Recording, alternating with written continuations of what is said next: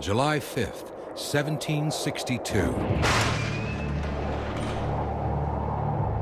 The Tsar of Russia, Peter III, prepares to play a sonata.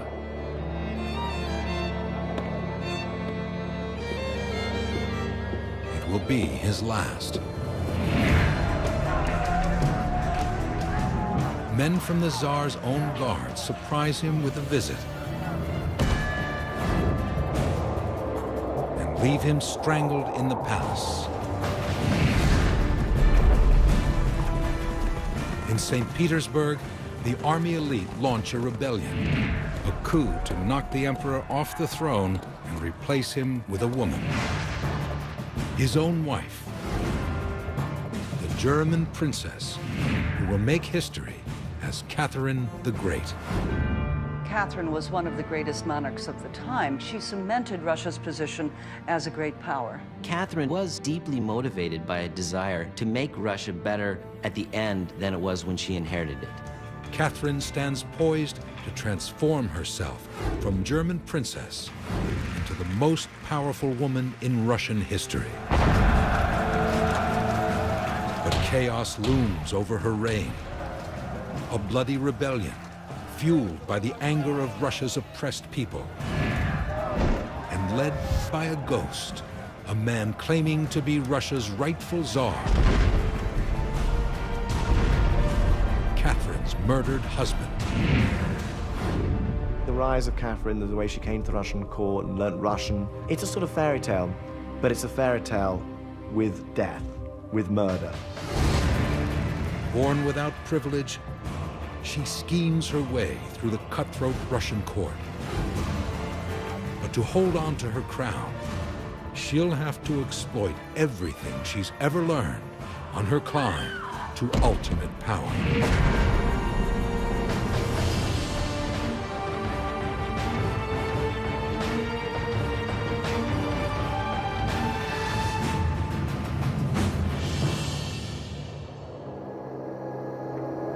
February 1744.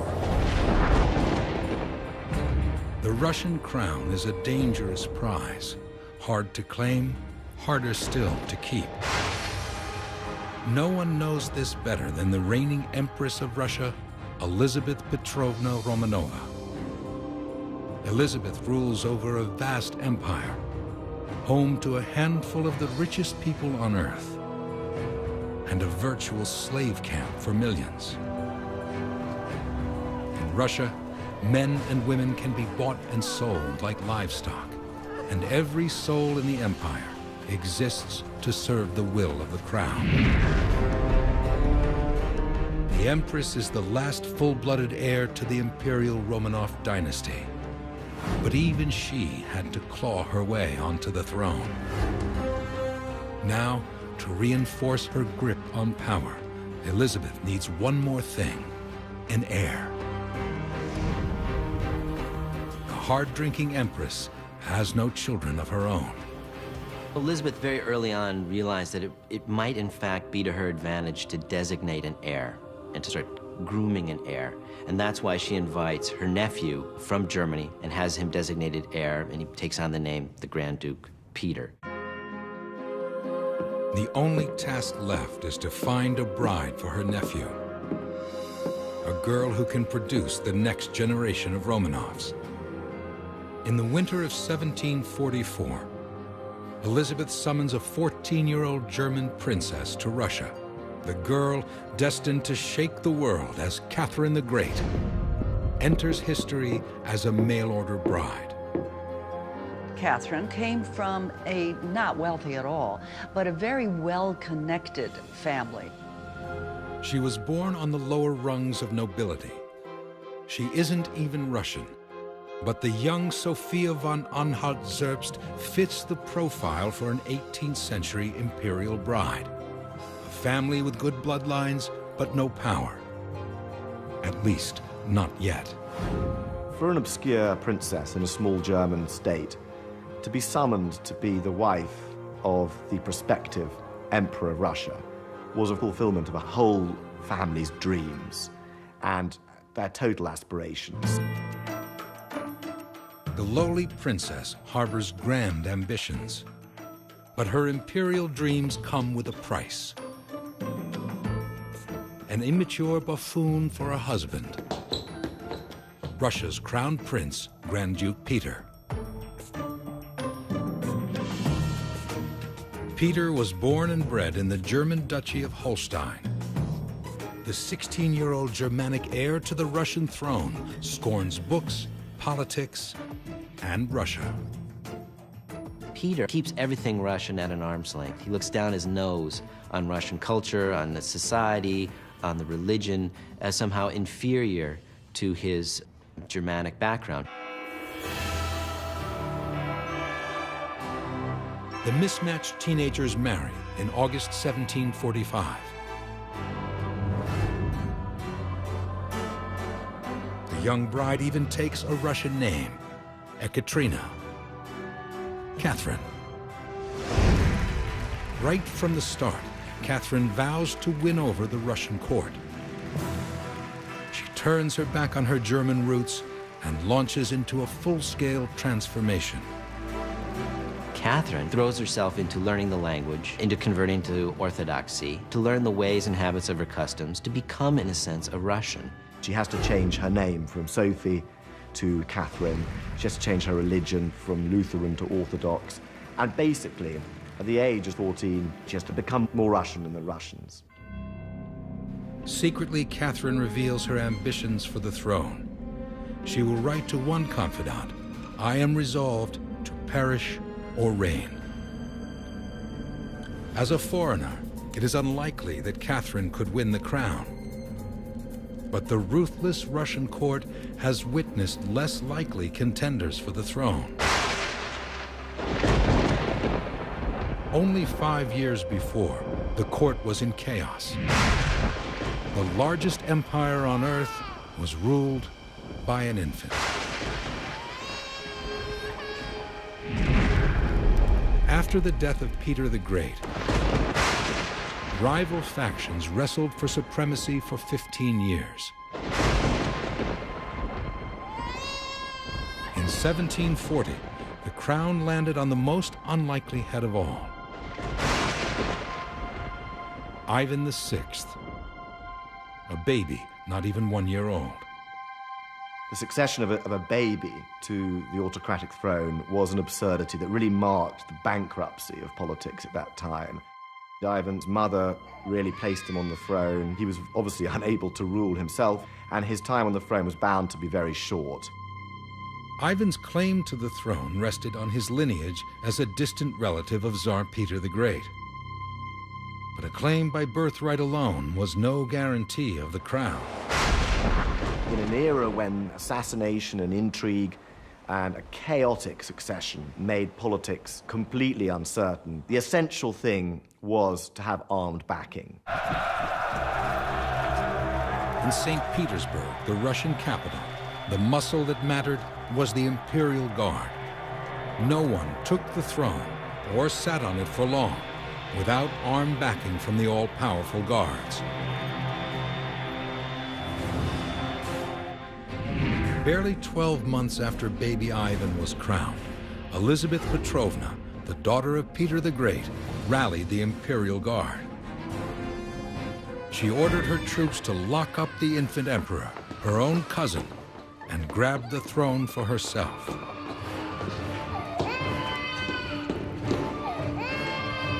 Ivan VI will spend his days in prison, cut off from contact with the rest of the world. His fate offers a lesson on the danger of the Russian throne.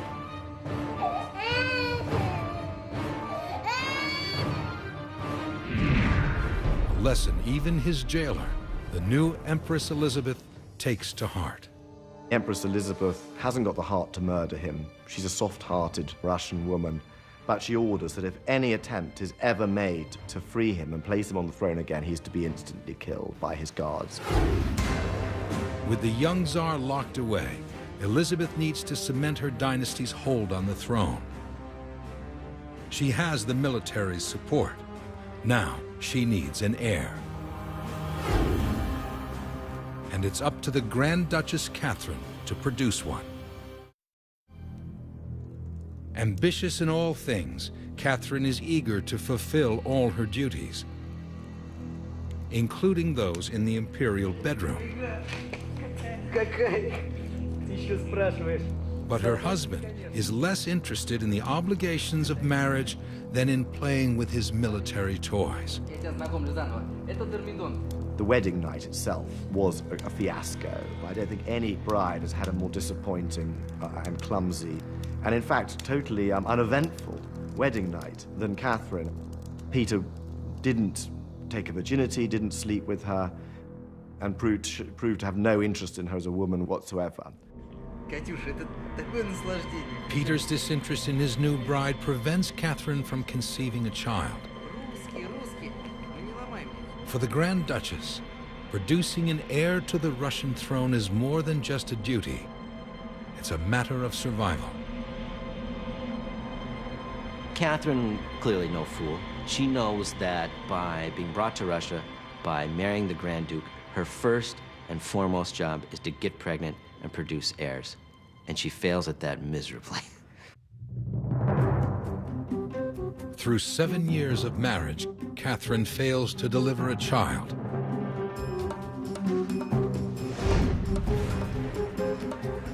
Court gossip claims Peter is impotent. Still, Elizabeth will take no excuses. She even plants informers in Catherine's inner circle. The surveillance that Empress Elizabeth had placed over Catherine grew ever more intense, trying to figure out what is going on with the Grand Duke and the Grand Duchess. Why don't I see babies? In the end, after about 7 years, Elizabeth decided it wouldn't be bad to have Catherine introduced to sexual matters and allowing her to have a lover or two. In court salons, rumors spread that Elizabeth will look the other way if the Grand Duchess needs to step outside of marriage to breed an heir. To the Empress, Catherine is simply a wound. But at 23, she is also a virgin.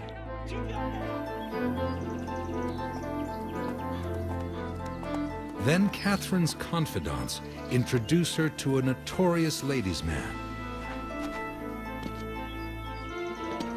Sergei Saltykov. One of her entourage was a young aristocrat, Sergei Saltykov. He began an affair with the Grand Duchess, and he was actually sanctioned to go ahead and impregnate the Grand Duchess and to provide the heir. Catherine succumbs to Saltykov's charms and loses her virginity, but keeps her head. If she's going to survive at court and pursue her ambitions, any pregnancy must be perceived as legitimate. Soon after beginning her affair with Saltykov, Catherine initiates a new lover, her own husband. After 7 years, Peter and Catherine finally consummate their marriage. It may be common knowledge at court that Catherine has a lover. Still, they create a deception to provide proof of her chastity. Go-betweens deliver the Empress Elizabeth evidence from the belated bridal bed, so that Catherine can pass off any child she bears as Peter's lawful heir.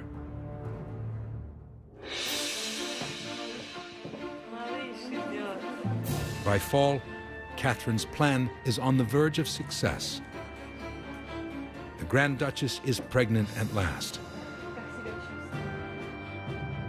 Quietly, the court wonders whether the father is in fact her husband Peter or her lover Sergei Saltykov.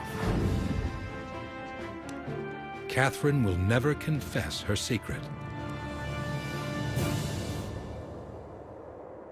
December 1752.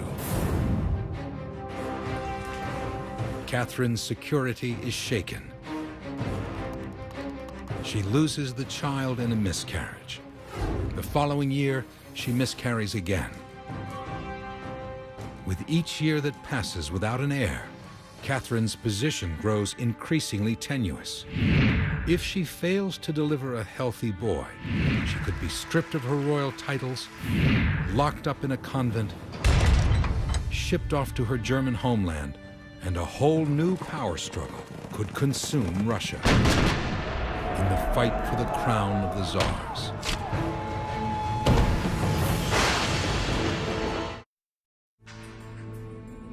September 20th, 1754. Empress Elizabeth Petrovna, the daughter of Peter the Great, has reason to celebrate. She finally has an heir to the throne.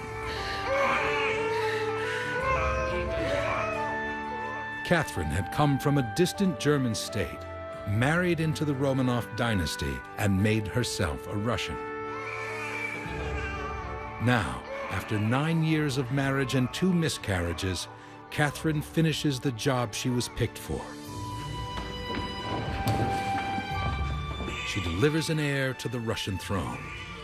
A healthy boy, the Grand Duke Paul. The Empress Elizabeth promptly claims her prize and leaves with it. Elizabeth plans to raise the boy as her own. Catherine is finally able to give birth not only to a child, but to a son, which is, of course, what everyone wanted.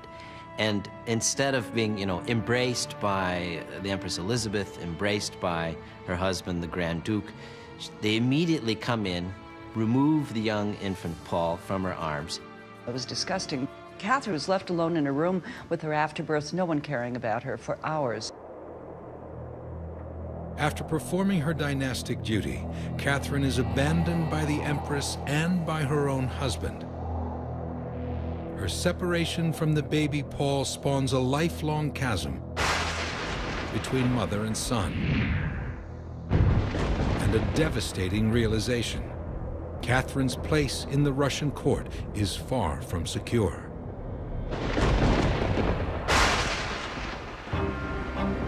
The crown of the Romanovs now has several contenders, all less than perfect. And Catherine is not one of them. Catherine's husband, Peter, the Empress Elizabeth's immediate heir, is childish and still despises Russia. The Grand Duke Paul, the next generation, will face doubts about his birthright forever. Is his father really Peter, or Catherine's lover, Saltykov? There may have been questions about the paternity of Paul when he was born. However, everyone kept them quiet because this was the heir that everybody wanted that would provide stability in the succession to the throne. For now, Paul is an infant, a long way from the throne. But in the Russian court, it never takes long to develop a hunger for power. Children have taken the crown before, and the last child to sit on the throne, Ivan VI, still lives. For most of his life, Ivan has been a prisoner, growing up in isolation. His existence essentially erased, the guards refer to him only as nameless prisoner number 1. He has no education, and he grows up to be a sort of idiot, uneducated, no one to really talk to him. He's only seen the inside of this cell. But weirdly, he knows that he's an emperor. So on one hand, he knows that he's a rightful monarch. On the other hand, he's a simpleton. In 1756, Ivan receives a visitor, the Empress Elizabeth. The Empress knows that if her prisoner were to win supporters, it would threaten her reign and possibly her life. 15 years after deposing him, Elizabeth needs to know if the boy harbors any ambition for the crown. This was partly a fascination with this young freak imprisoned in his cell, but it was also a legitimate political interest to see whether this man really could constitute an actual rival to the throne. One meeting is enough to convince the Empress that Ivan poses no threat to her reign.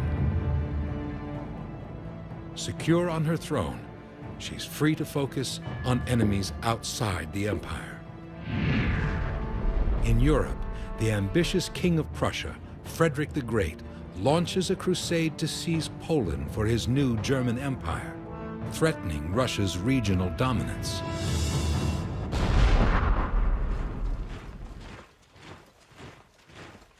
Elizabeth sends 43,000 men to crush Frederick's imperial ambition and to carve out new territory for her empire. Elizabeth throws a succession of elaborate parties, while hundreds of soldiers die for Russia. Vivat Россия! From the Empress, Catherine learns the ruthless strategies for building empire. But her husband, Peter, is not rooting for the Russians. Peter idolizes Russia's enemy, Prussia, and its Germanic king, Frederick. Peter models his military ideals, even his clothing, on the German model. His passion for all things German reduces his standing at court from nuisance to near traitor. Among those who scorn the Grand Duke Peter are two veterans of the ongoing war, the Orloff brothers, the scar-faced Alexei, and his older brother Grigory, a commander in the Russian army. Grigory Orloff's bravery is legendary. At the Battle of Zorndorf, he is wounded 3 times and yet continues to lead the fight. His heroics win Orloff total devotion from the Imperial Guard and make him the center of attention in the salons of St. Petersburg. The celebrated warrior makes a strong contrast to Catherine's juvenile, German-loving husband. Orloff was a real Russian hero, wounded in battle against the Prussians. Even more than that, he was one of 5 brothers who were at the heart of the Guards regiments. The Imperial Guard have the power to determine who sits on the Russian throne. Grigory Orloff's hold over them and his good looks prove an irresistible combination for the Grand Duchess. In Orloff, Catherine takes more than a lover. She lays the foundation for her own power base. She knows that she needs to build alliances, that she is, in a sense, left out in the wind, hanging a bit, given the relationship that is deteriorating between her and her husband. She knows she needs to find political allies that can defend her should her husband, the Grand Duke, ever decide to turn against her. For the elite few, the empire's wealthy nobles, war is a time for celebration. But for the impoverished Russian people, there is only despair. The Empress may declare war, but it's the poor who do the fighting and dying for her empire. Peasants are drafted into military service, and among them is one group especially prized by the army: the Cossacks, the legendary horsemen of the Russian South. Cossacks are the sort of border cutthroats of the Russian Empire who patrol the outlying areas. They have a huge disrespect for anything but themselves, and their love of looting and raiding is how they traditionally make their living. Elizabeth's army conscripts many in the Cossack regions in the south. One Cossack drummed into service and away from his wife is the 18-year-old Emelian Pugachev.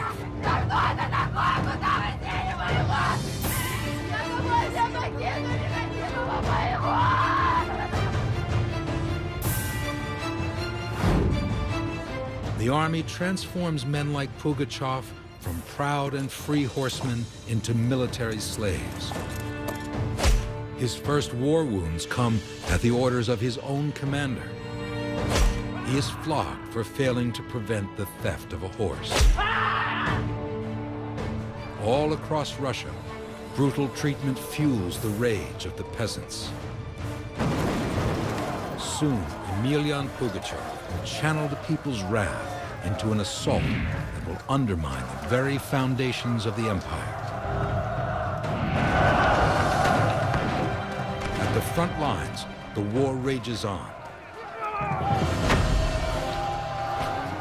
By December of 1761, the Prussians struggle to hold the outskirts of Berlin. With the Russians poised to destroy his empire, King Frederick considers suicide.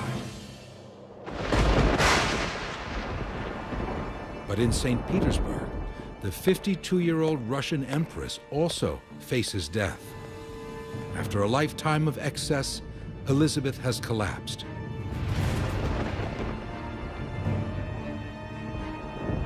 Her nephew, the Grand Duke Peter, still idolizes Russia's enemy, the Prussian King Frederick. And Peter is still heir to Elizabeth's throne. The Empress Elizabeth is old, fat, she's dying. Everyone is thinking about the succession and the horrible prospect that the German Peter would succeed as emperor of all the Russias. And what would he do? Would he betray Russia itself and make peace with Frederick the Great, his hero, and save Prussia? On Christmas Eve, the Empress whispers farewell to the ill-matched couple that will inherit her throne.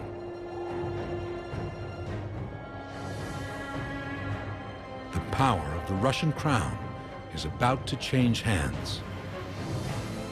But whose head will wear the crown?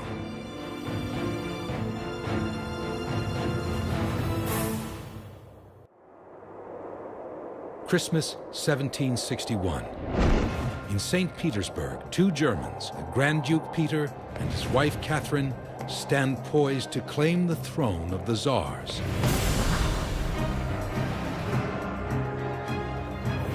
At the front, Russia has a death grip on the Prussian army.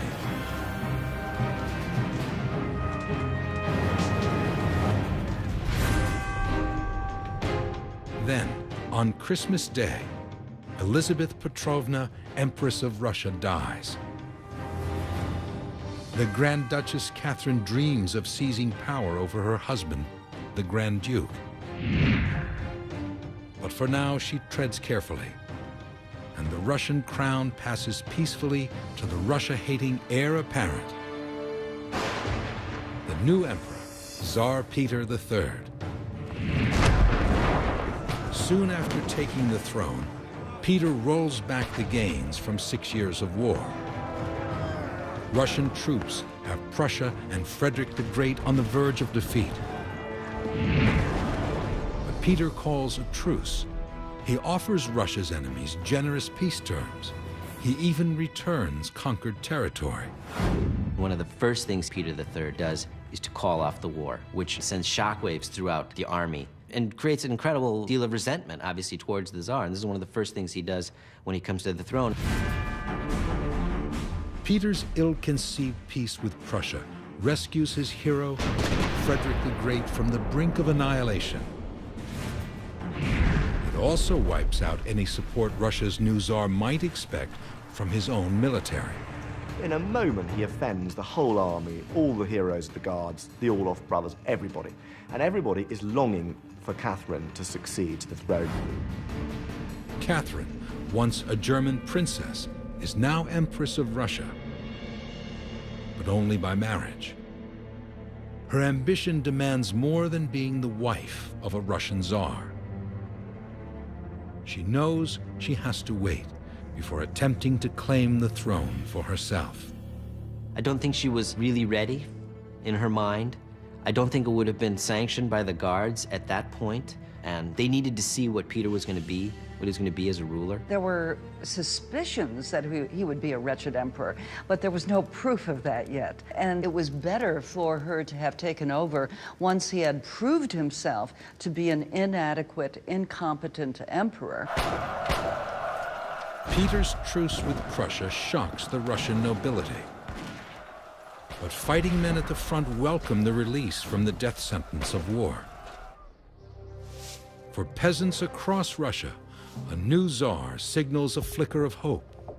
Peter III just might be the savior who will ease the burdens of serfdom. But for noble Russian patriots, Peter's peace treaty smacks of treason. The move infuriates even those closest to the Tsar, including Grigory Orlov and his brother, the captain of the palace guard, Alexei. Peter insults the imperial guards by changing their uniforms from Russian green to Prussian blue. When he became emperor, he was disdainful of all things Russian. And this was one of the major reasons that he became so unpopular. The childish Emperor Peter even manages to take a mistress, parading her openly at court and driving a wedge between himself and Catherine. In Peter's mind, Catherine is disposable. But what he doesn't know is that his own guards, the Orlov brothers, are on Catherine's side. Grigory Orlov and his brothers were crucial for Catherine's safety as things went on and her relationship with her husband so rapidly deteriorated. They were her protectors. They were her conspirators. As Peter III offended every single part of Russian society that mattered, he was absolutely loathed. The Guards regiments began to look to Catherine to seize power. By spring, the Orlov brothers have the Imperial Guards primed for a coup. Tsar Peter has no idea. But he soon gets a first-hand look at the price of losing the throne. He meets with the most notorious prisoner in Russia, the one-time Tsar, Ivan VI. Nameless prisoner number 1 has spent most of his 21 years in confinement. And like his predecessor Elizabeth, Peter III plans on making sure he stays there. Peter III has an order that if anyone tries to spring Ivan VI from prison, that Ivan is to be killed immediately. And the guards know that, and it's a secret order. In St. Petersburg, rumors fly that the Grand Duchess Catherine will soon be the next nameless prisoner. Her relationship with Peter has disintegrated from civil to openly hostile. Peter just might be planning to get rid of Catherine for good. Relations had pretty much broken down between the two of them. And there's also rumors floating that Peter has plans for Catherine. Plans like locking her up in a convent. Catherine's allies, the Orlov brothers, have the support of the Imperial Guard. And with an imbecile on the throne, the guards prepare to launch a coup in Catherine's name.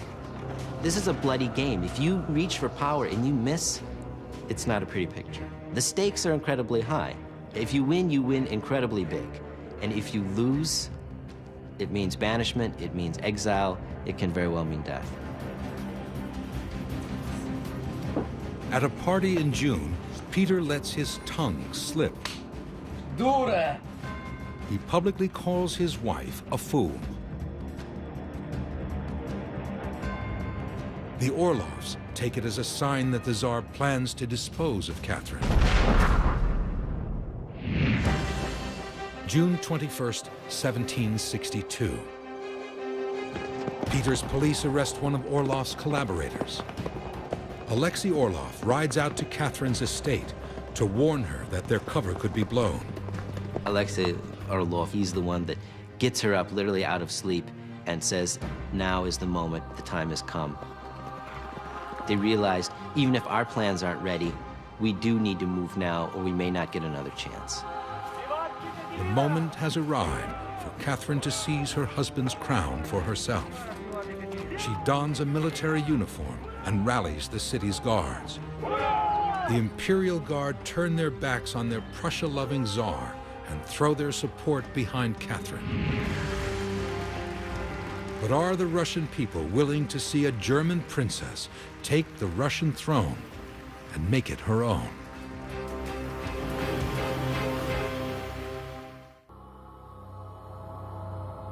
June 1762.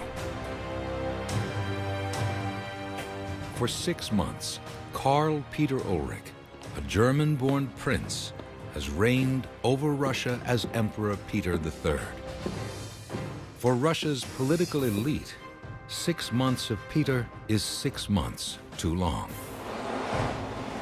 Since Peter first took the throne, one ambitious courtier has plotted to overthrow him: his wife. Catherine, along with her lover Grigory Orlov, plans to seize the throne for herself. But on June 28th, one of her co-conspirators is arrested. Catherine could be unveiled as a traitor. 6 months into the reign of the disastrous Peter III, the conspiracy is unveiled. The secret police arrest one of the conspirators, who, under torture, is bound to reveal the conspiracy. Early morning on June 28th, Alexei Orlov rides out to Catherine's estate and tells her her time has come. Alexei Orlov bursts into her villa and says, "Wake up, we've got to seize power now. It's do or die. If we don't seize it this minute, we will all hang." Throwing off Tsar Peter's Prussian blue uniforms, the guardsmen rally to Catherine's side. Catherine herself suits up in military regalia and prepares to seize the Russian crown. The Orlovs direct the Imperial Guard to escort Catherine into the palace and install her on the throne. The Orlovs were men who commanded immense respect, and the way that they went would determine, to a large extent, the way the rest of the military was going to swing. So when they marched back into Petersburg to rally the troops, there was no dissent. There was no questioning of it. People got in line and got behind Catherine. At one barracks, a brash young officer steps forward to present Catherine a gift. Grigory Alexandrovich Potemkin.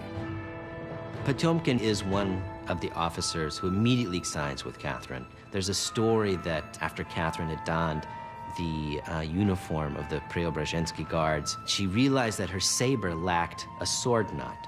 And it was at that instant that Grigory Potemkin tore his off of his saber and gave it to the Empress.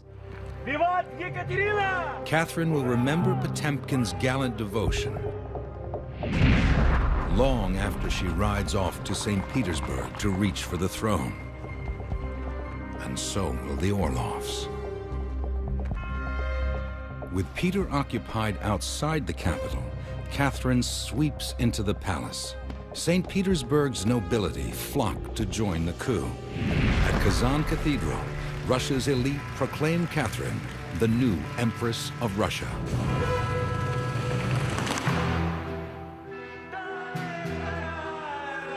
The success of the coup leaves Catherine and her co-conspirators heady with triumph.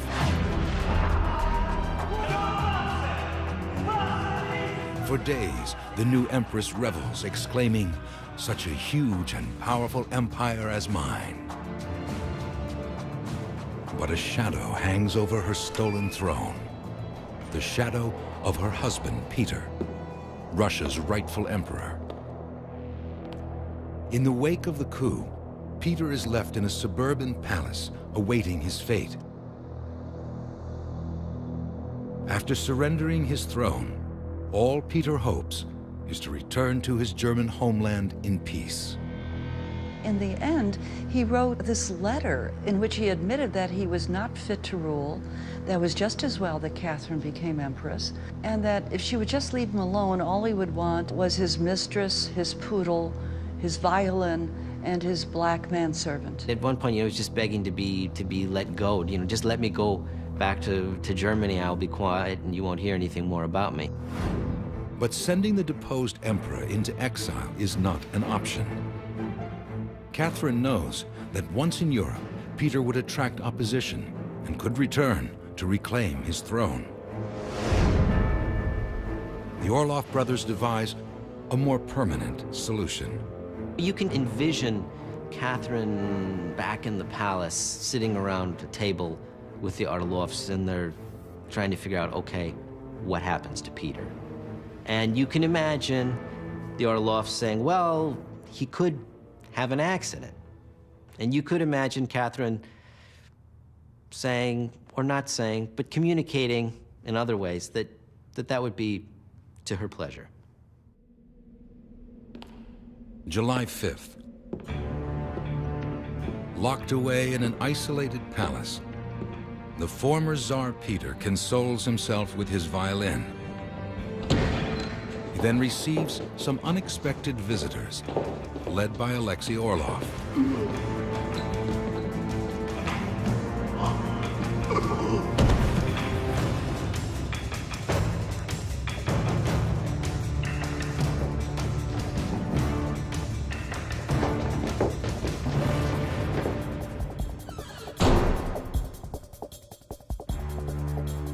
The Orlovs send a message to Catherine that the monster is dead. The particulars of what happened were sort of laid out in a letter from Alexei Orlov to the Empress after the murder, saying things got a little out of hand over here. Unfortunately, the Tsar met an untimely death. As best we know, he was strangled in the midst of a kind of a drunken fight with the Orlov brothers. However, the official announcement was that he had died of hemorrhoids, and no one really believed this.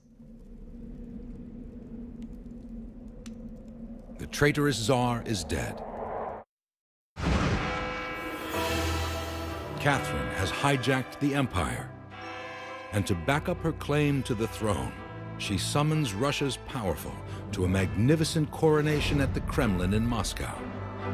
This is a hugely important symbolic event that lends great authority to her as the Empress.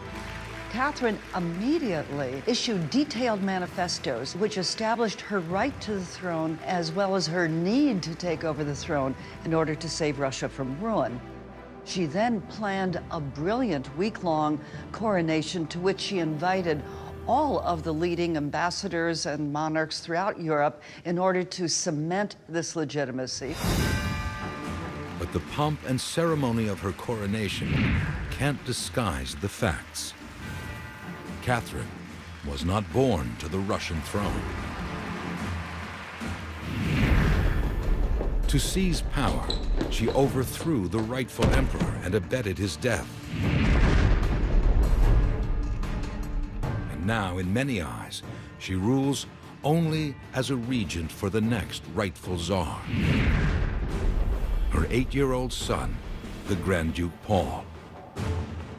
Catherine may wear the crown, but clinging to power over the Russian Empire will take more than luck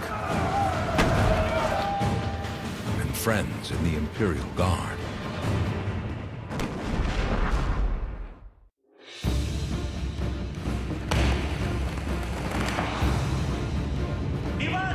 (1762).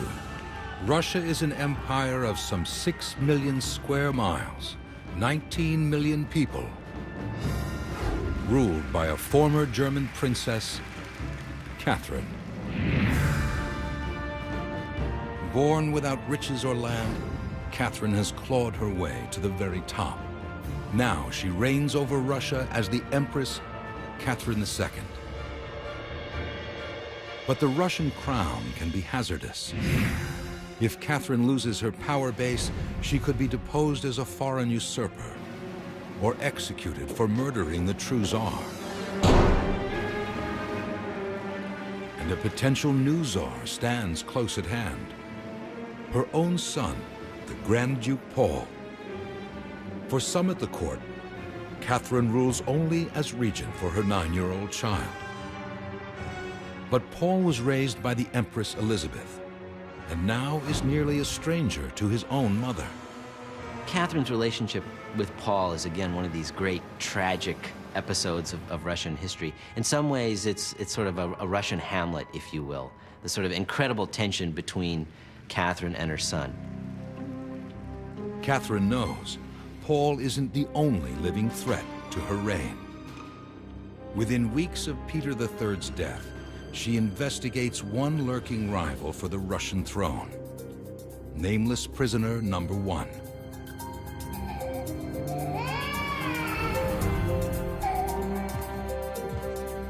For 21 years, all but the first year of his life, Ivan VI has lived under guard. He has encountered the cousin who deposed him. He has met the ill-fated Emperor Peter III. Now, it's Catherine's turn.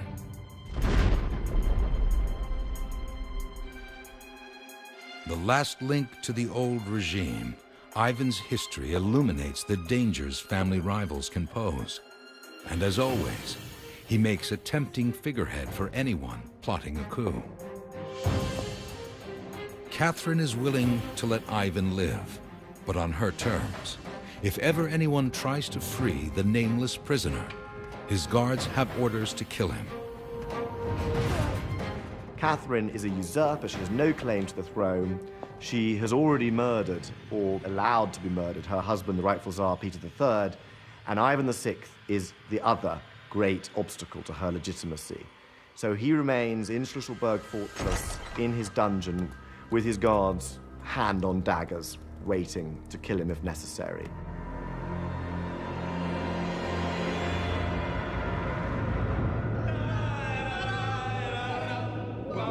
Another priority for the Empress is to lock in her power base, the Orlovs and their loyal Imperial Guard. Catherine may wear the crown, but the Orlovs stole it for her. They have the power to steal it away.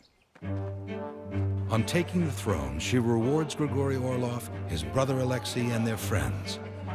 Medals, titles, land, and serfs. Over time, she gives 10,000 human souls as reward for services to Grigory Orlov alone. Serfdom is the root of Tsarist power and the source of its wealth. Serfs are like sharecroppers, but for life.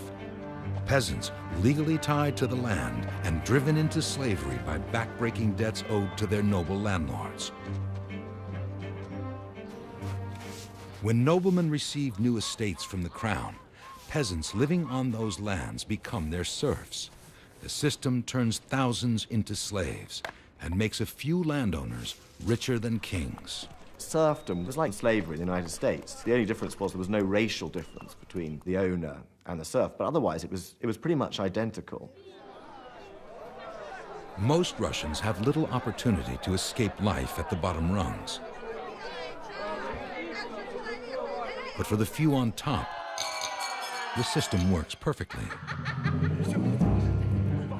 It's the landowning nobles who prop up the crown, and the new empress understands well the importance of keeping them happy. Catherine depended for her power on the nobility, and the nobility backed her as long as she left them alone on their estates, where they could do what the hell they liked with their serfs. Nobles trade peasants like livestock. Soldiers are whipped, posted to the ends of the empire. Resentment brews until opposition begins to focus on the one man who could challenge Catherine's right to the throne. July 4th, 1764. Not long after Catherine's reign, Vasily Mirovich, a soldier at the fortress where Ivan VI is locked away, learns a dangerous secret: the identity of the nameless prisoner.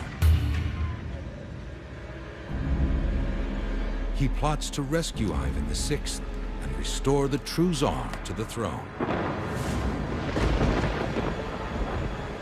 Mirovich posts a proclamation declaring Ivan VI the true Tsar.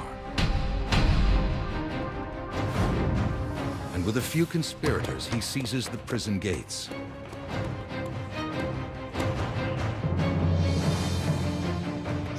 But Ivan's would-be rescuers are not the first to reach his cell. Ivan's guards, under orders from the imperial palace, stab the Tsar prisoner to death.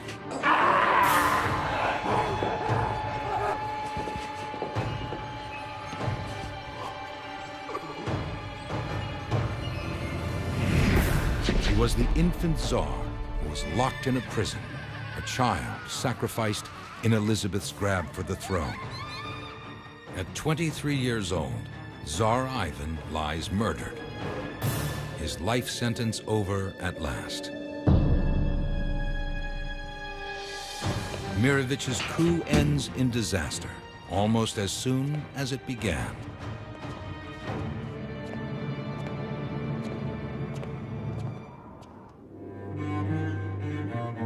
This is the way the game gets played in Russia. And Catherine plays the game for keeps. As a woman in a world of men, the Empress knows her throne stands on shaky ground. She can't lead armies into battle or share the gossip in the barracks. She must use men like the Orloffs as tools of power. She performs brilliantly. She rewards the conspirators like Orloff with grants of serfs, titles, money, but she also awards the old nobility and wins backing from all sides. Catherine's partners in power, like the Orloffs, also know how to play the game. The closer to Catherine, the closer to power. And they'll do anything to protect their position of favor.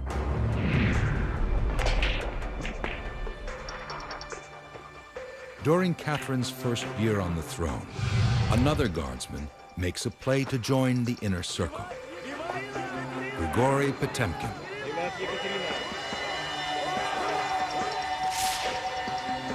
The Orloffs invite Potemkin for a round of billiards.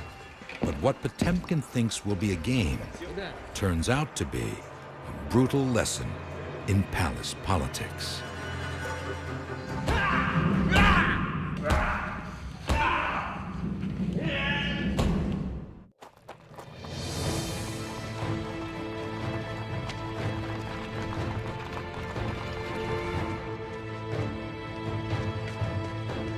Vivat Ekaterina! Hurrah! Hurrah! 1763. After the coup that brought her to power, Catherine the Great quickly surrounded herself with military and political advisors. Men who empower the court with experience and muscle. From the very beginning, one man has worked tirelessly to win both Catherine's heart and a place in her inner circle. The handsome guardsman, Grigory Potemkin. He was not only very good looking, Potemkin, but also an enormously impressive intellect. A man who, was a specialist in religion, in military matters, in politics, and could talk about anything. Potemkin is a master of charm, but the Orloffs control all access to Catherine, and her gatekeepers are wary of Potemkin's growing intimacy with the Empress. It didn't help that whenever Potemkin bumped into the Empress in the long miles of corridors of the Winter Palace, he would fall to his knees, grab her hand and kiss her hand and say, I'm passionately in love with you, Your Imperial Majesty. Because the Orloffs heard about this. And according to one story, they summoned him to play billiards.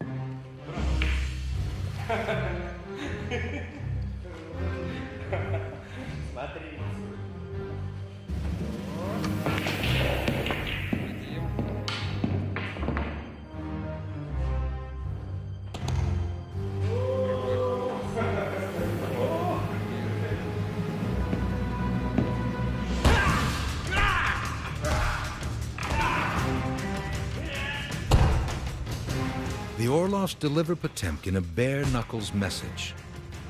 Leave Catherine alone. A blow to Potemkin's left eye leaves him blind on one side.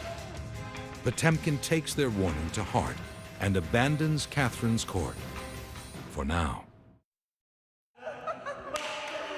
The Orloffs and the Imperial Guard may have stolen the throne for Catherine. But as she settles into the role of Empress, she makes the power of the throne all her own. Catherine rewrites Russia's legal code.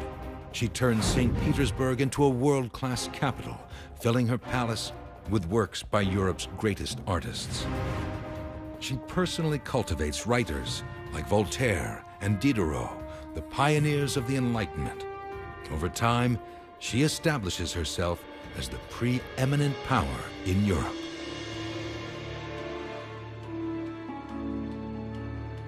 Catherine was an expert at playing the game of power. Catherine recognized that in 18th century Europe, monarchs were classified as enlightened if they followed certain set policies. One was to expand their nation, another was to carry out a program of reform, and a third was to patronize and indeed participate in the arts.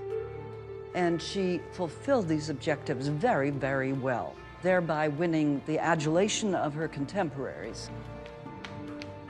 Still, Catherine knows Russian rulers are all judged by a single yardstick, the size of the empire.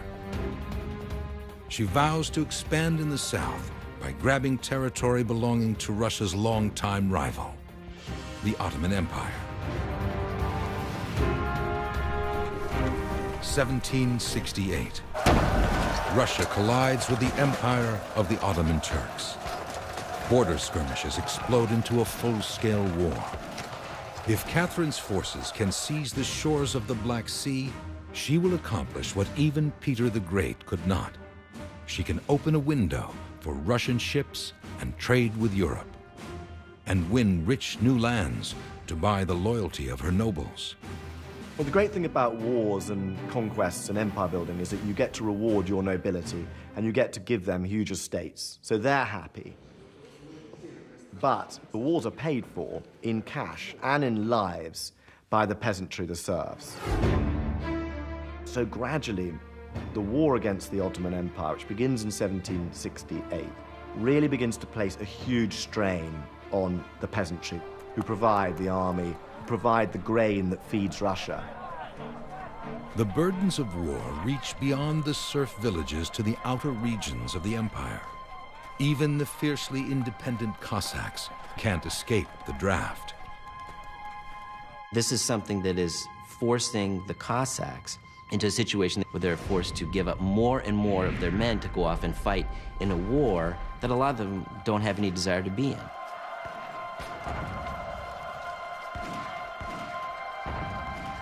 Villages and families are torn apart by the draft and drained by war taxes. For the Russian people, Catherine's empire building breeds only hunger, hardship, and death. And for now, there's no end in sight.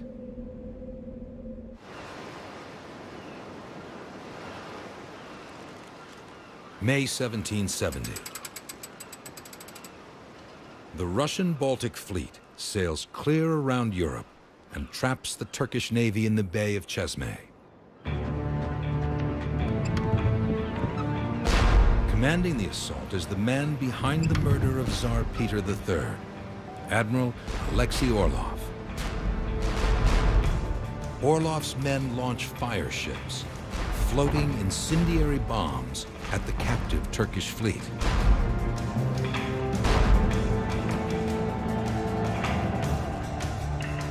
The Bay of Chesme erupts in a Turkish firestorm.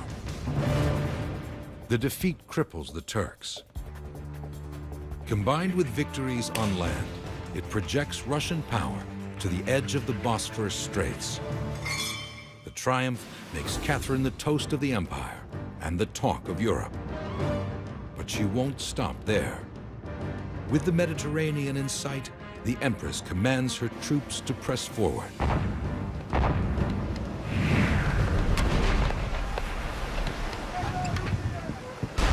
On the front lines, Russia's rank and file face war without end. Desperate soldiers look for a way out. One way of getting out of service in the army is a very old method, and that's deserting.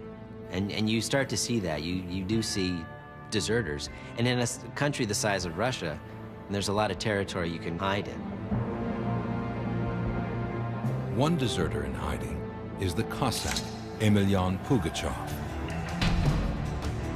War kept him from his wife. He was horsewhipped by his own officers, and at 30 years old, Pugachev has fought in 3 wars. After months on the run, Pugachev reaches the eastern frontier of the Yaik River. But instead of a refuge from war, he finds an angry people on the verge of rebellion.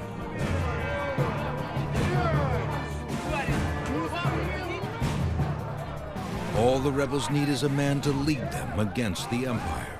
A man like the Cossack warrior, Emelian Pugachev.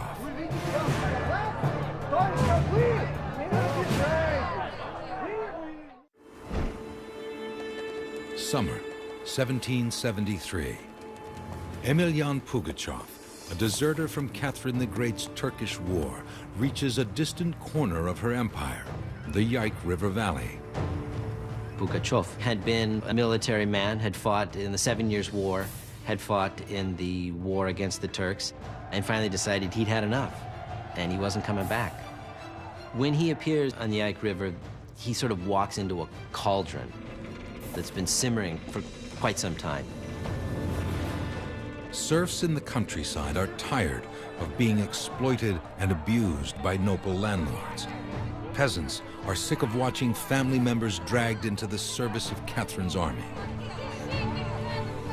The glittering splendor that Catherine and her court and a small number of aristocrats lived in was made possible by, the sweat and toil of millions and millions and millions of men and women who kept very little of their labor. Earlier in the year, Cossacks from the Yaik dared to protest against the injustices of Catherine's regime. In response, the empire cracks down hard. Army inspectors punish dissenters with brutal floggings.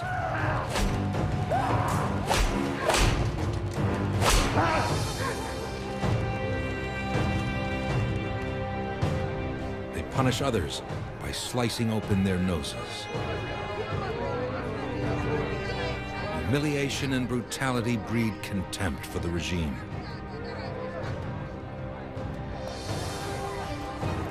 Into this cauldron of anger, Pugachev casts a lightning bolt.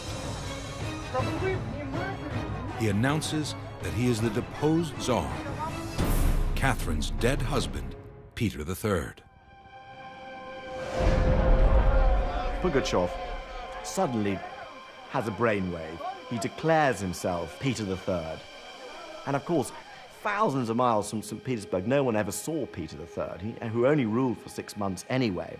So for all they know, Pugachev might well be Peter III. Pugachev was very smart to choose to be Peter III because no one was really quite sure how he had died. He may have escaped after all. And it did mean that the banner he was raising was supposedly the banner of the legitimate Tsar, whose place had been taken by his wife in an illegitimate fashion. Pugachev is no wandering Cossack, but Catherine's husband, Peter III, returned from the dead to lead his people to justice. He says his sword is a gift from his grandfather, Tsar Peter the Great. His back, a map of the abuse he's endured at the hands of Catherine's henchmen. He starts to promise them things that anyone would want. We will do away with taxes. We will do away with army service. We will get rid of the landlord. So he feeds on the grievances of the people as a way, of course, to, win support to his cause. They begin to follow him. And he very quickly begins to take towns. And as he takes towns, he wins more and more followers. Priests bless him. He takes larger and larger towns.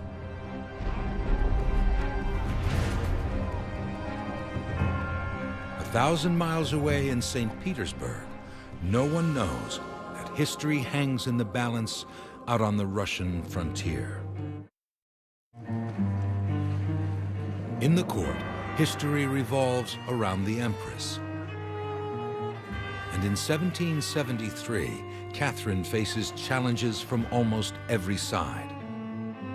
Her 19-year-old son and heir, the Grand Duke Paul, wants the Russian crown. Sooner, not later. Catherine's son has always posed a problem. Paul bears no love for his mother, and in the eyes of some, Catherine rules only as regent for her son. As Paul comes of age, he stirs up the imperial guard to bolster his claim to the Russian throne. He was the rightful Tsar. If she took him into her councils, if she made him Tsar, if she made him her co-Tsar or co-ruler, she would lose power forever, because he actually was legitimate. Catherine strikes back.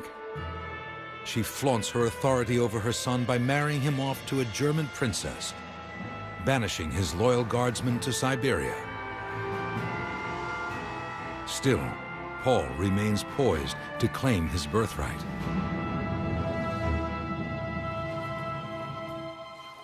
Catherine's lover, Grigory Orlov, has also betrayed her trust. Orlov has been caught with other women, and his one political mission, to secure a peace treaty with the Turks, collapsed in failure. The war continues to bleed the empire of money and manpower.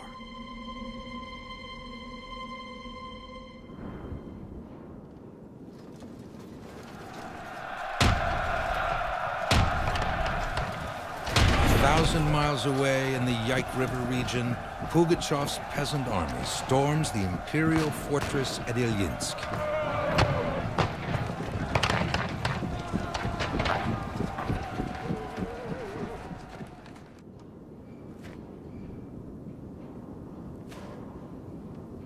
A victory over the fortress wins the rebellion recruits and weapons.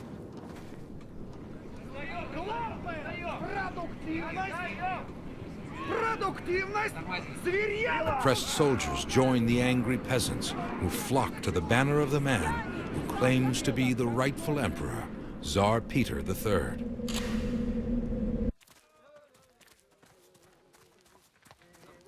The rebellion spreads like wildfire through settlements and cities all along the Yaik Valley. But news of the revolt takes weeks to travel 1,000 miles across the Russian Empire. More than a month passes before the first dispatch reaches St. Petersburg and the Empress.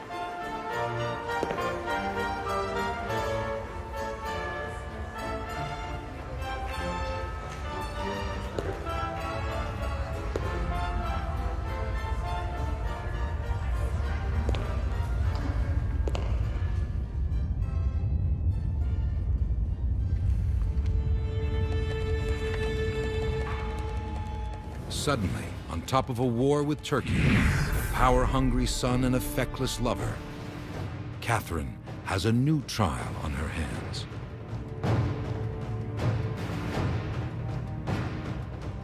A struggle for the soul of Russia, a battle with a ghost, a Cossack who claims to be her murdered husband, the undead emperor, Peter III.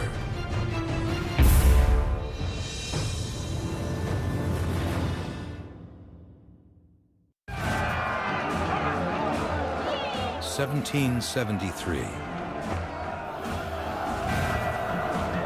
Emelian Pugachev, the resurrected Tsar Peter III, publishes a manifesto.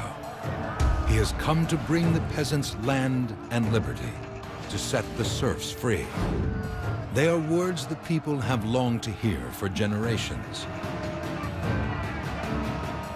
A Russian revolution has begun. Pugachev's forces swell from a small band into a peasant army of thousands. And they easily overwhelm unsuspecting towns across the countryside. The more fortresses he takes, the more squadrons of imperial soldiers he defeats, the greater his prestige, the more followers he gets, the more cannons he captures, the more the rebellion expands. His call to take arms against the regime strikes a chord with the peasants and laborers throughout the empire. There's a certain sort of, blind rage that's understandable when some factory worker in an armament facility in the southern Urals decides to go over to Pugachev. Is he thinking, we're going to bring down the empire, we're going to bring down Catherine the Great? Or is he thinking, you know, I am sick of going to work every day. I'm sick of paying taxes. I want more vodka, and I want to get back at the landlords and the bosses.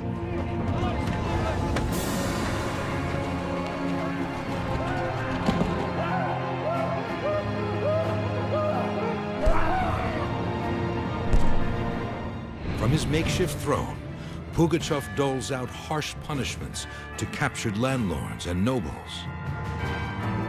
Pugachev's court, by this point, is this sort of outrageous glory on one hand, but also an extraordinary, a barbaric picture of sordidness and chaos on the other. People are murdered, women are raped, fortresses are taken and burnt down. Pugachev takes as his courtesans any aristocratic girls he can capture. What began as a peasant revolt spirals into a terrifying circus of slaughter.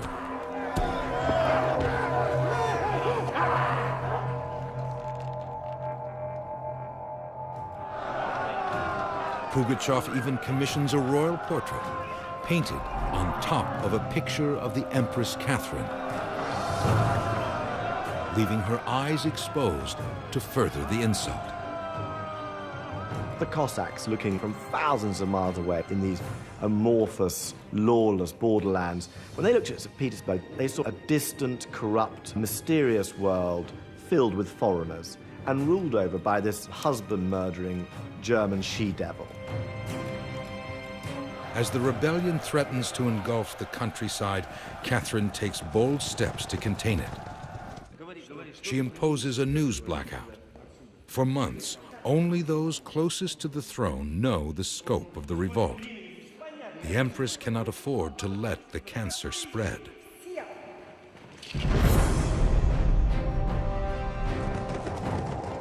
Imperial soldiers chase Pugachev through the winter. With her army tied down by the Turkish War, Catherine can send only smaller forces to control the frontier. Even when her troops manage to tame the revolt in one spot, Pugachev's forces strike in a new corner of the empire. Pugachev actually was not a bad military strategist. He made it a point to try to go to forges and military installations where he would be able to acquire weaponry. And at one point, Pugachev had a respectable 100 cannon at his disposal. Unable to capture Pugachev himself, Catherine's forces devise a new strategy. They hunt down Pugachev's estranged wife and children and parade them through rebel lands as living proof that the Cossack is not Peter III. But her propaganda and her army fail to stop the insurgency. The growing momentum of Pugachev's rebellion leaves Catherine at a loss. She needs an ally, an experienced military man she can trust. She entices an old admirer, Grigory Potemkin, now a war hero at the distant Turkish front.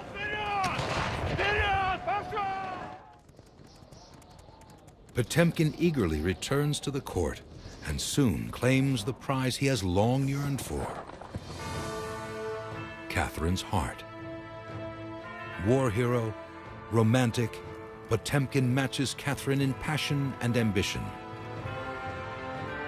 Of all her lovers, only Potemkin achieves status as a true partner.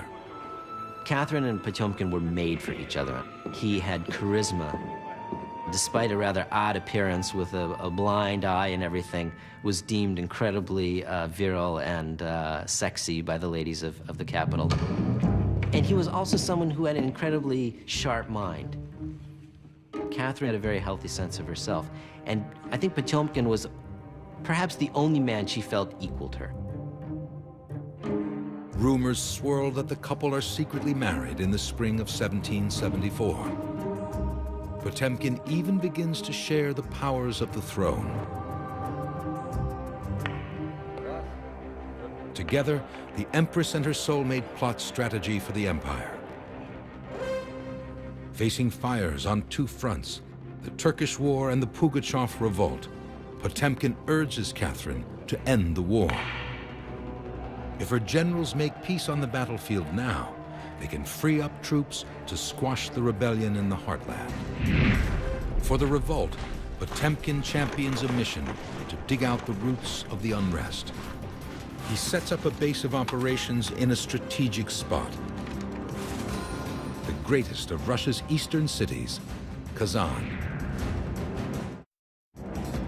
One of the largest settlements on the Volga River, Kazan marks the gateway between the unruly Russian frontier and the densely populated heartland of Russia.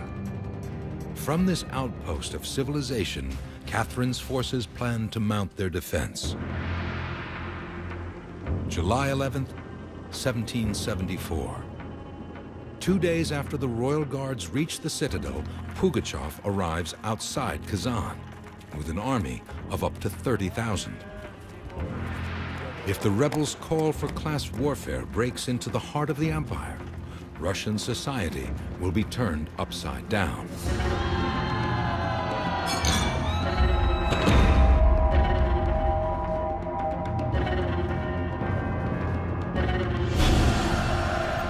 July 12th, an army of Pugachev's rebels launched their assault on Kazan.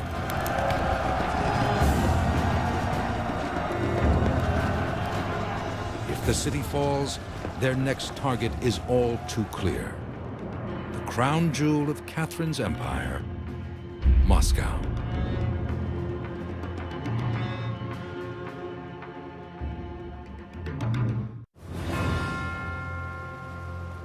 July 12th, 1774. For nearly a year, Emelian Pugachev's crusade to seize the throne has barreled across the Russian frontier.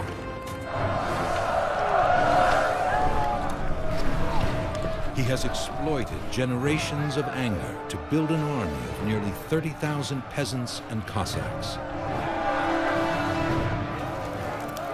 At Kazan, his rural crusaders take their countryside rebellion into one of Russia's great cities. The heartland of Catherine the Great's empire is at stake. This has gone from being a minor sort of peasant rebellion, as happened all the time in Russia, to suddenly a rebellion that threatens Moscow, the ancient capital. The despised upper class concentrates in urban hubs like Kazan. Here, the revolt explodes into full-on class warfare. For 2 days, the rebels moved towards the city center, plundering noble homes along the way.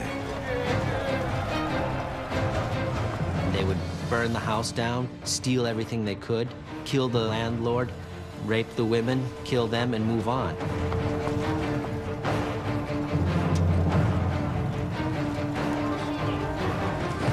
It really is a scene of complete barbaric chaos. It was a terrifying, terrifying event that sent panic throughout all of noble society. The only safe haven from the terror is a fortress in the center of town, Kazan's central citadel. The fortress is Pugachev's real prize, an army garrison rich with guns and ammunition. If the citadel falls, the path to Moscow will lie wide open. For Pugachev, the Cossack who would be emperor, Kazan is the first stop on the road to the Russian throne. When Catherine receives word that Kazan is under attack, she realizes this is no ordinary peasant rebellion. The news arrives that Pugachev has regathered his forces, reformed his army larger than ever, and that he has sacked the great city of Kazan.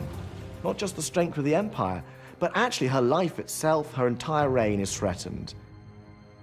Catherine becomes really, really concerned. They were not prepared to take on this force. They didn't realize its size. They underestimated Pugachev's strategies, his versatility, and sort of wily character as a military tactician. They grossly underestimated him. For 2 days, Pugachev's forces terrorized the city. But they failed to win the prize. Kazan's central fortress. From inside, Catherine's forces fire back, slaughtering them by the thousands.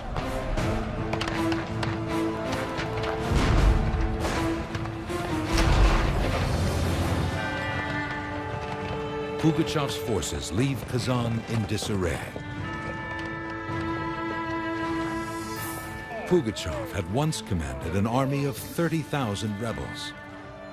After 10 months of violence, his revolt is finally over. Pugachev and his men are chased out of Kazan. They then head off in a different direction, trying to make their way down into the Don region where he was from to gain support down there, but they never make it there.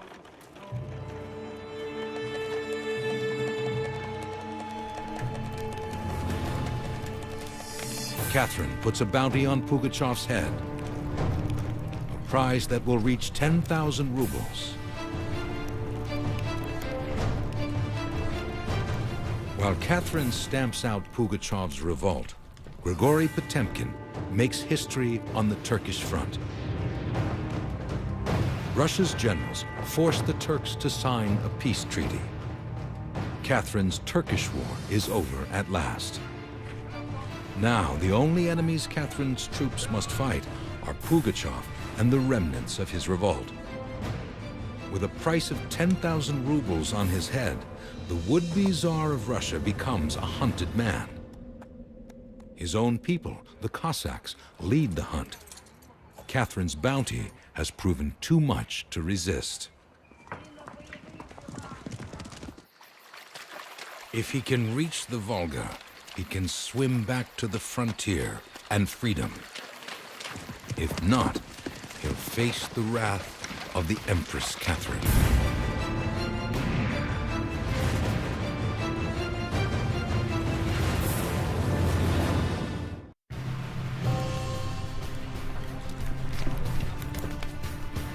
September 1774.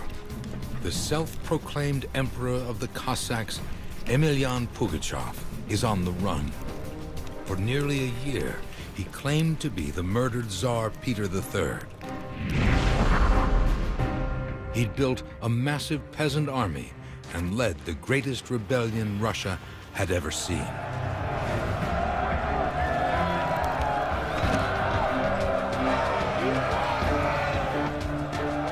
But now, the Empress Catherine's forces are closing in on the fugitive Cossack. And they aren't the only ones. Pugachev's own people are tempted by a royal bounty on his head.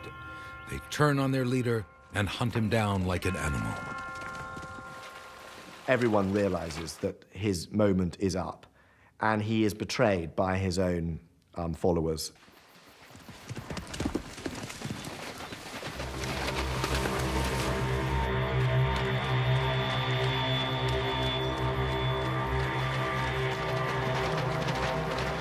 Pugachev is captured by the Cossacks he'd hoped to lead to power.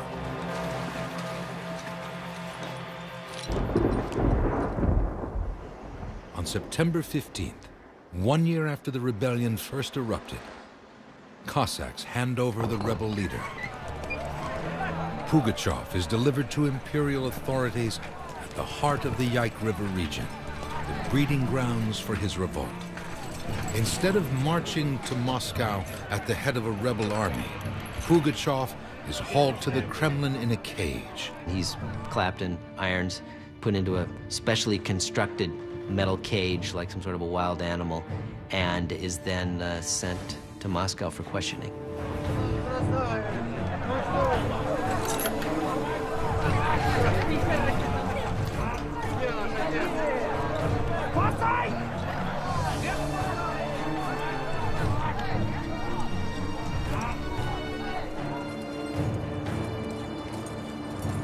The would-be emperor ends up a prisoner of the empire.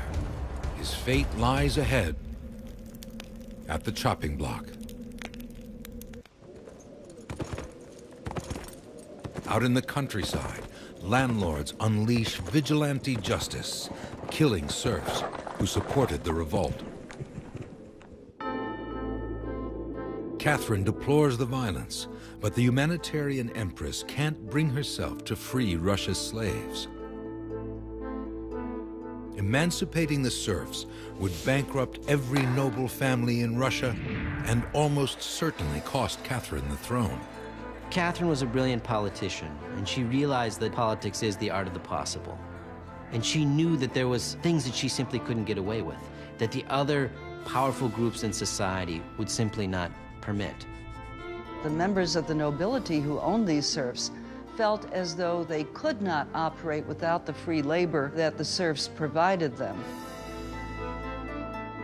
Instead of freeing the serfs, Catherine seeks to heal Russia's divide by declaring forgiveness for all peasants who took up arms in the revolt.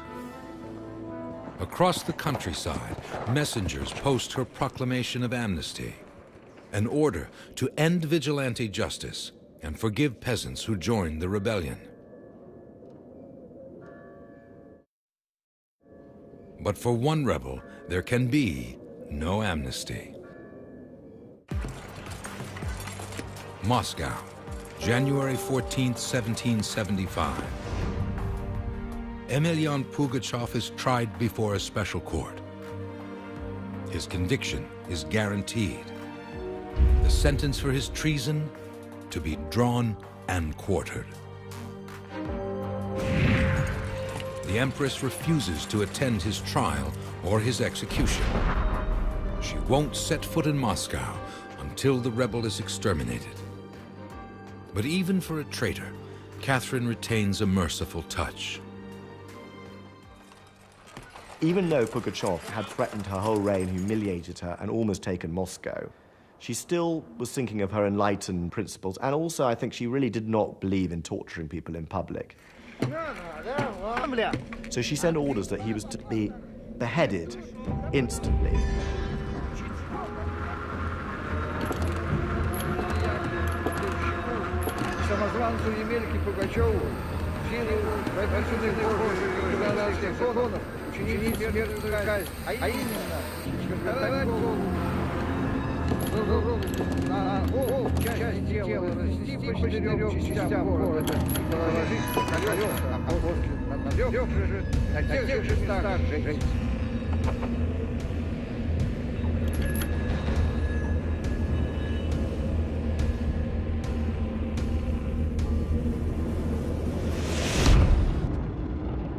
Still, mercy only goes so far.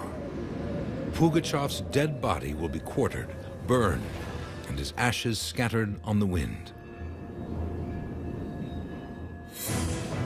The Empress Catherine has weathered the storm. Instead of crippling her reign, the turmoil of 1774 marks a new beginning. She survives the revolt, ends the Turkish War, and begins a lifelong partnership in power with her lover, Grigory Potemkin. By 1774, Catherine had seen off, with Potemkin's backing, the challenge of her own son, Paul. She had won huge gains around the Black Sea, and she defeated Pugachev. So by the end of 1774, Catherine emerges from this terrible crisis, successful, and she's got away with it. Catherine comes out of the Pugachev rebellion much stronger and much more aware of what it is that she needs to do to not only secure her control of the country, but also to sort of make the country better. Catherine purges all trace of the rebellion from her land. Pugachev's name becomes sacrilege. She even gives the traitor's hometown a new name, Potemkinskaya, in honor of Potemkin, her partner in power. For 21 more years, the Empress tackles the delicate job of reforming her slave society. She rewrites Russia's laws, builds schools in every corner of the land, and continues to grow her empire. By the time she's finished, Russia will span across Europe and Asia and into North America. She was immensely successful in terms of military conquest and expansionism. She really made Russia into a sort of super great power of its day, an imperial European power, in a way it hadn't really been, even under Peter the Great. For all her achievements, Catherine's image has been tarnished by centuries of lascivious slander. As a woman who wielded enormous power, she proved an easy target. The myth of Catherine and her sexual life, in some ways, is one of the great injustices of history. These outrageous lies about her sexuality are nothing more than an attempt simply to destroy the idea that a woman could hold power and exercise it with such confidence as she did. She came from obscurity to a foreign land, married into a dynasty, oversaw the death of her rivals,